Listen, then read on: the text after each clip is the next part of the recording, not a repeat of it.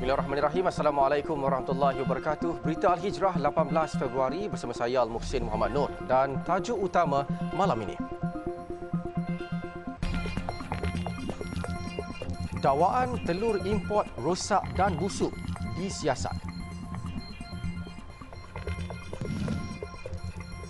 Juga anak lahir luar negara layak dapat kerakyatan automatik.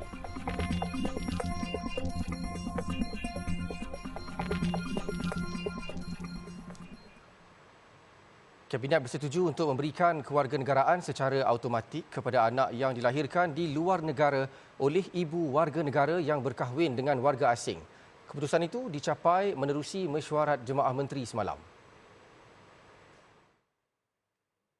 Keputusan itu sebelum ini merujuk kepada cadangan pindaan terhadap Perlembagaan Persekutuan bahagian 1 Seksyen 1/1/D dan Seksyen 1/1/E dan bahagian 2 Seksyen 1/B dan Seksyen 1/C jadual kedua. Menteri di Jabatan Perdana Menteri, Undang-Undang dan Reformasi Institusi, Datuk Azalina Othman dan Menteri Dalam Negeri, Datuk Sri Saifuddin Nasution, dalam kenyataan bersama menzahirkan penghargaan kepada Perdana Menteri kerana merealisasikan komitmen negara terhadap kesaksamaan jantina dan memenuhi hak terhadap kanak-kanak. Sementara itu, pindaan yang lain berkaitan kewarganegaraan terutamanya bahagian 3 akan dikaji dengan lebih terperinci sebelum dibentangkan. Ia sejajar dengan komitmen kerajaan untuk mengiktiraf kesamarataan wanita dan lelaki, menyingkirkan diskriminasi terhadap wanita di Malaysia dan menyelesaikan lambakan kes-kes tertunggak bagi wanita yang memohon kewarganegaraan anak mereka yang mengambil masa terlalu lama.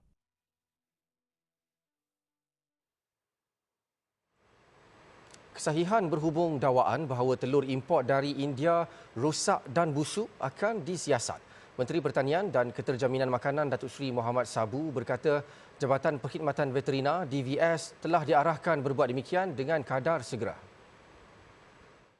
Itu akan sedang dalam pemeriksaan pihak kementerian, termasuk DVS. Sedang. Di kedai banyakkan telur lah jenis. Jelas beliau setakat ini telur ayam import dari India menepati segala piawaian yang ditetapkan di mana DVS mengawal kemasukan telur ayam import di pintu masuk menerusi ujian PCR untuk pengesanan bakteria Salmonella, virus Newcastle disease dan avian influenza. Beliau mengulas gesaan gabungan persatuan-persatuan pengguna Malaysia FOMCA supaya memastikan telur yang diimport dari India tidak rosak dan busuk sekaligus mendatangkan masalah kepada pengguna. Gesaan itu ekoran ramai pengguna yang merungut telur yang dibeli mereka rosak walaupun tarikh luput belum tamat. Datuk Seri Muhammad berkata demikian kepada media selepas program Malaysia Madani Perikanan Cukup dan Terjamin di Persatuan Nelayan Kebangsaan Hutan Melintang hari ini. Sementara itu, ditanya mengenai subsidi penternak ayam dan telur yang akan berakhir Jun ini, Datuk Seri Muhammad berkata ia mungkin tidak akan diteruskan jika harga import makanan ternakan terkawal. Bagaimanapun, pihaknya akan mengkaji semula keputusan berhubung pemberian subsidi berkenaan. Kita beri subsidi ini sampai bulan Jun yang akan datang. Menjelang bulan Jun kita akan buat kajian sama ada nak diteruskan subsidi ataupun apa-apa cara yang lain yang perlu dibuat. Sebab kalau sampai bulan Jun ini dia melebihi 2 bilion sudah kita berbelanja. Ketika ini lebih 1.8 bilion ringgit subsidi telah disalurkan kepada penternak ayam dan telur dan nilai itu agak tinggi, malah boleh digunakan untuk sektor lain apabila harga ayam dan telur kembali stabil. Jelas Datuk Seri Muhammad, subsidi kepada penternak sudah lama disalurkan dan ada permintaan supaya ia dikaji semula agar dapat diagihkan secara bersasar. Sebelum ini, kerajaan bersetuju meneruskan pemberian subsidi kepada penternak ayam dan pengeluar telur ayam hingga Disember 2022 pada kadar 80 sen sekilogram bagi ayam daging dan 8 sen bagi sebiji telur. Ia bagi meringankan beban penternak susulan peningkatan kos pengeluaran, terutama kos makanan ayam yang meliputi 70% dari kos pengeluaran selain kos anak ayam, logistik, pekerja, utiliti dan ubatan. Kementerian Pendidikan sudah memanggil sekumpulan pelajar sebuah sekolah menengah di daerah Seberang Perai Selatan SPS di Pulau Pinang bagi membantu siasatan berhubung tindakan vandalisme selepas sesi terakhir sekolah semalam. Menterinya Fadlina Siddiq berkata identiti pelajar berkenaan sudah dikenal pasti dan pihak sekolah turut memanggil ibu bapa pelajar berkenaan. Pertama, saya fikir tindakan daripada sekolah adalah memanggil anak-anak ini dan juga ibu bapa mereka lah untuk siasatan dan juga barangkali bimbingan dan kaunseling juga yang saya fikir penting kerana berdasarkan video itu yang tular itu saya tidak fikir ia satu perkara yang sepatutnya berlaku lah dalam keadaan kita memang tidak kompromi dalam tindakan-tindakan vandalisme dan keganasan. Jadi barangkali perlu ada bimbingan dan kaunseling yang perlu diberikan kepada anak-anak ini dan saya harap perkara ini tidak ditularkan kerana satu kita nak menjaga dan memelihara identiti anak-anak. Tindakan vandalisme, tegas beliau, tidak sepatutnya dijadikan budaya atau ikutan mana-mana pelajar ketika KPM mahu membudayakan ABC, iaitu anak baik dan cerdik. Katanya insiden sedemikian tidak seharusnya berlaku dan beliau berharap ia tidak berulang di masa hadapan. Terdahulu tular di media sosial dua klip video memaparkan tindakan beberapa remaja yang membaling beberapa kerusi plastik dipercayai berlaku dalam sebuah kelas serta menendang pintu tandas selepas sesi terakhir sekolah semalam. Fadlina dalam pada itu meminta orang awam menurunkan video berkenaan. Beliau ditemui media selepas hadir pada majlis penyerahan bantuan voucher persekolahan kepada 5 sekolah jenis kebangsaan SJK Tamil bagi daerah Jawi di SJK Nibung Tebal hari ini.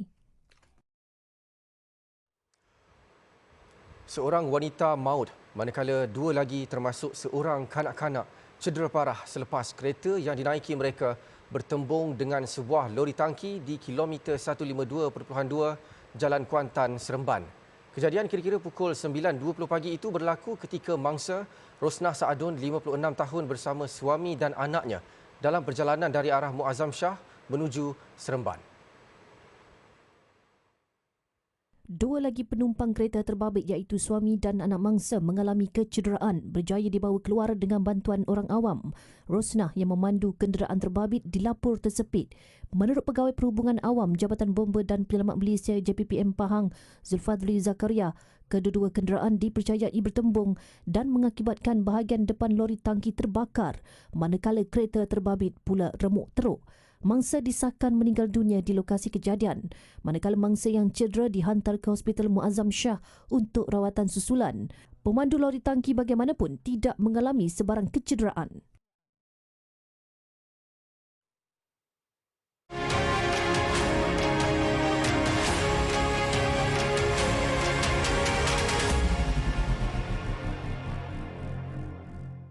Kekurangan peralatan dan bantuan antara sebab ramai mangsa gempa bumi di Syria yang masih bernyawa dan terperangkap meninggal dunia di bawah runtuhan. Berbanding dengan negara jirannya Turki yang menerima sokongan mencari dan menyelamat dari pelbagai negara, di utara Syria, kerja mengeluarkan mangsa gempa bumi hanya dilakukan penduduk setempat dengan bantuan white helmets tanpa peralatan yang mencukupi. Situasi mendesak juga memaksa mereka menggunakan tangan untuk mengalihkan sisa runtuhan. Dari Idlib, Syria, wartawan Zaim Zamani ada butirannya. Selepas ke beberapa lokasi di Turki, anggota misi kemanusiaan gempa Turki Syria, Majlis Perundingan Pertubuhan Islam Malaysia MAPIM memasuki Syria untuk kerja-kerja kemanusiaan di negara berkenaan. Situasi bergolak di Syria menyebabkan kemasukan ke negara tersebut bukan satu tugas mudah dan perlu menunggu kelulusan yang memakan masa berhari-hari sebelum boleh merentasi sempadan Turki Syria. Sebaik memasuki Syria, kami terus ke sebuah penempatan di Harim Idlib yang terkesan gempa 6 Februari lalu. 300 nyawa terkorban di kawasan ini termasuk kanak-kanak dan wanita. Menurut penduduk, ketika kejadian tiada bantuan diterima untuk kerja-kerja menyelamat. Usaha mengeluarkan mangsa dilakukan orang awam sebelum dibantu anggota White Helmets. Barangan untuk mengeluarkan mangsa pula hanya diterima pada hari keempat runtuhan. Kelewatan bantuan memusnahkan harapan untuk menyelamatkan insan tersayang di bawah runtuhan. لا ما جحد هون نحن أهل البلد حتى بالآليات إيدينا في المهدات في العتلات وفي الدفاع المدني جزاه الله كل خير يعني هو الوحيد اللي ساهم. Selain itu katanya, ramai mangsa yang diselamatkan juga tidak mendapat rawatan yang diperlukan kerana kekurangan barangan perubatan. Katanya ketika ini, penduduk di utara Syria amat mengharapkan bantuan pasca gempa. Lebih-lebih lagi, ramai yang hilang tempat berteduh dan cedera serta dihimpit cuaca sejuk di bawah para sifar. Katanya dunia perlu bertindak segera sebelum lebih ramai yang kehilangan nyawa. Dalam hal itu, memahami nasib penduduk utara Syria yang dimusuhi kerajaan sendiri, MAPIM telah tampil menghulurkan bantuan kecemasan kepada mereka yang memerlukan. Syria merayu kepada anda di luar sana untuk membantu meringankan beban mereka yang terhimpit dengan masalah kehidupan. MAPIM Malaysia menghulurkan bantuan yang menyampaikan makanan berupa bekalan asas dan juga hygiene kit dan juga makanan-makanan hot meal dari masa ke semasa. Katanya MAPIM akan turut menghantar 30 kontena dalam masa terdekat yang akan menjadi penempatan baru buat mereka yang tiada tempat tinggal. Sumbangan bagi misi kemanusiaan gempa Turkiye Syria MAPIM boleh dibuat di laman sesawang yang tertera. Ini merupakan antara lokasi yang terkesan akibat gempa bumi yang melanda Syria baru-baru ini. Berbezanya dengan Turki, kawasan ini bantuannya lewat tiba yang menyebabkan misi mencari dan menyelamat menjadi sukar dan lebih ramai mangsa terperangkap di bawah Tuhan. Laporan Zaim Zaman dan juru kamera Nur Nazirul Hafiz dari Idlib, Syria untuk Berita Hijrah.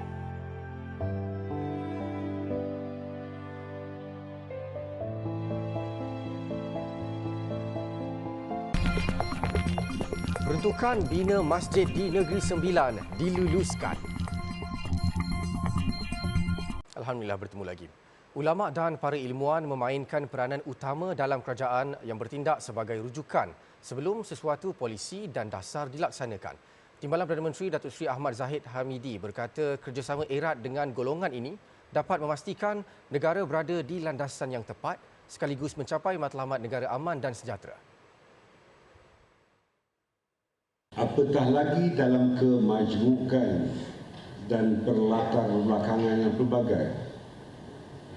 Kalau perkara-perkara yang baik dan jika ada implikasi sekalipun, jika rujukan para ulama menjadi keutamaan pada kita, insya-Allah, atas nasihat para ulama, atas doa para ulama, atas segala ikhtiar para ulama, insya-Allah matlamat untuk kita mencapai negara yang aman, yang sejahtera dan dapat pengampunan Allah Ta'ala, insya-Allah akan tetap. Beliau berkata dalam ucapannya pada Majlis Liqa Perdana Ilmuwan Ahli Sunnah Wal Jamaah di kediaman rasmi Seri Satria malam semalam, tambah Datuk Seri Ahmad Zahid, bagi memperkukuh mekanisme semak dan imbang dasar yang diperkenal kerajaan, Majlis Agama bersama ulama akan digunakan sebagai platform penting bagi mencambahkan pelbagai idea ke arah memartabatkan Islam. Terdahulu, lawangan selawat serta maulid Nabi bergema pada program ini yang dihadiri 200 peserta terdiri daripada ulama, ilmuwan, asatizah dan NGO Islam. Majlis turut diserikan dengan bacaan kitab Maulid Ad-Diyaul Lami yang dibacakan 4 ulama dari 4 negara iaitu Malaysia, Makkah, Yaman dan Singapura. Program yang julung kali diadakan itu merupakan platform interaksi dan ramah mesra bagi melestarikan pegangan Ahli Sunnah Wal Jamaah. Perdana Menteri Datuk Seri Anwar Ibrahim meluluskan peruntukan 31.8 juta ringgit bagi pembinaan 5 masjid di Negeri Sembilan. Menteri Besarnya Datuk Seri Aminuddin Harun, masjid tersebut ialah Masjid Terapung Port Dickson, Masjid Ulu Beranang, Masjid Karyah Talang Tengah, Masjid Tunku Munawir Seri Menanti dan Masjid Bongek. Berita gembira itu dikongsikan beliau menerusi laman Facebooknya. Hasrat itu sebelum ini disampaikan Datuk Seri Aminuddin ketika pertemuan pertamanya bersama Perdana Menteri baru-baru ini. Datuk Seri Aminuddin berharap syiar Islam terus bersinar di negeri itu dengan pembinaan masjid berkenaan.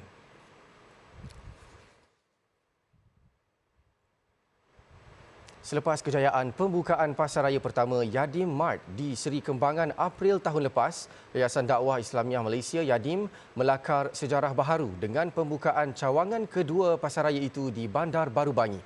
Ia ekoran permintaan tinggi dari masyarakat setempat yang ingin mendapatkan barang keperluan pada harga berpatutan.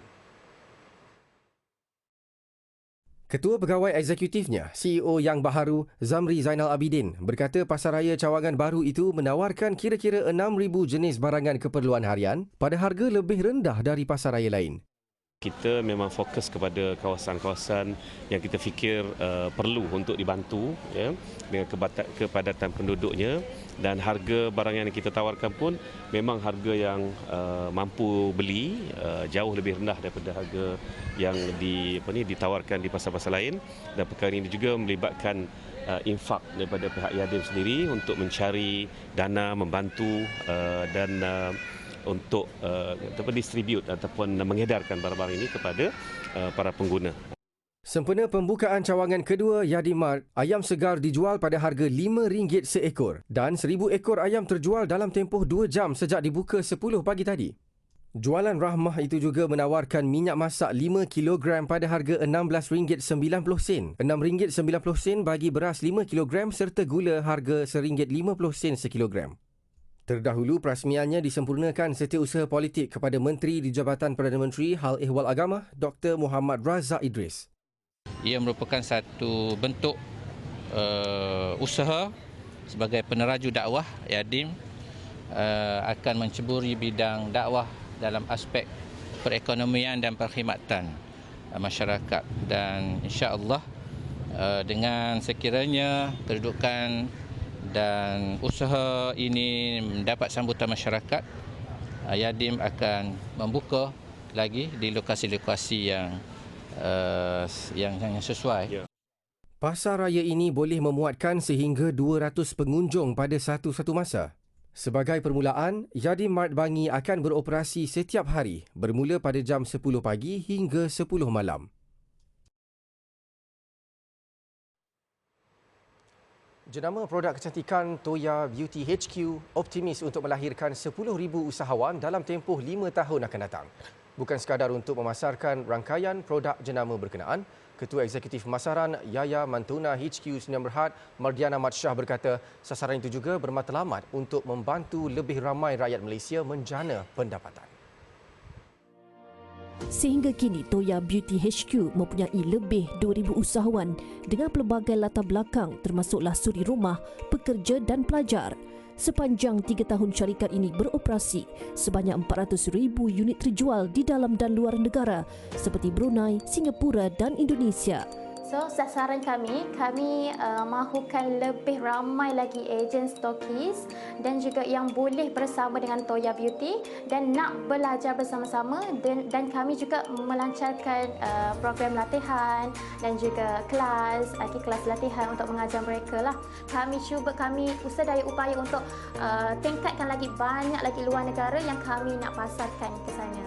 Sebagai pengeluar produk kecantikan, aspek kualiti menjadi keutamaan Toya Beauty HQ dengan menjadikan bahan-bahan tradisional dan semula jadi sebagai ramuan utama, antaranya kulit kayu manis dan beras pulut. Ia sesuai digunakan oleh pengguna berumur 18 tahun ke atas yang mempunyai pelbagai masalah kulit termasuk kulit sensitif.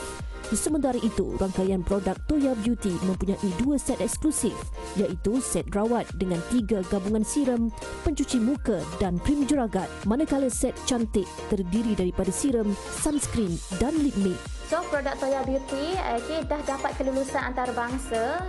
Kami pun dah ada kelulusan KKM, lab test dan juga halal JAKIM lah. So, selamat untuk digunakan, jangan risau. Kalau pakai ni memang tak ada bahan merkuri dan dia tak ada pengelupasan kulit.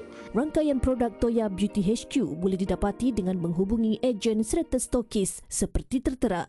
Sebarang maklumat lanjut, layari laman web dan laman sosial berikut. Usianya baru mencecah 3 tahun, namun berat derita yang ditanggung Muhammad Aqil Sudais Muhammad Jeffrey. Sejak lahir, Aqil disahkan menghidap buah pinggang kronik dan perlu bergantung kepada alat pernafasan. Kos rawatan Aqil pula agak tinggi. Tambahan ayahnya, Muhammad Jeffrey Marzuki, 33 tahun, terpaksa berhenti kerja Ekoran sering mengambil cuti kerana kerap berulang-alik ke hospital.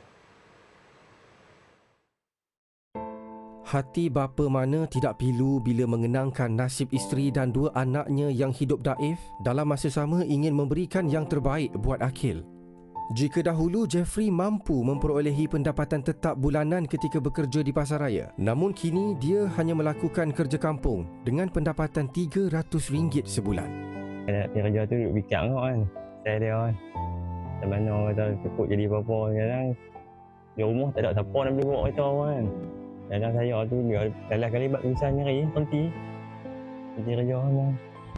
Meskipun dapat memberi perhatian penuh kepada Akil, Jeffrey buntu memikirkan keperluan susu khas Akil yang mencecah kos RM1,000 sebulan, tidak termasuk lampin pakai buang dan feeding tube. Sementara itu, ibu Akil, Nurul Ain Jawahir Mat Isa, 29 tahun berkata, bekalan elektrik di rumah mereka di kampung Pidalapan Tandop, Air Hitam ini pernah dipotong kerana tidak mampu melunaskannya sedangkan Akil amat bergantung kepada alat pernafasan. Sangat dia macam mana yang kami.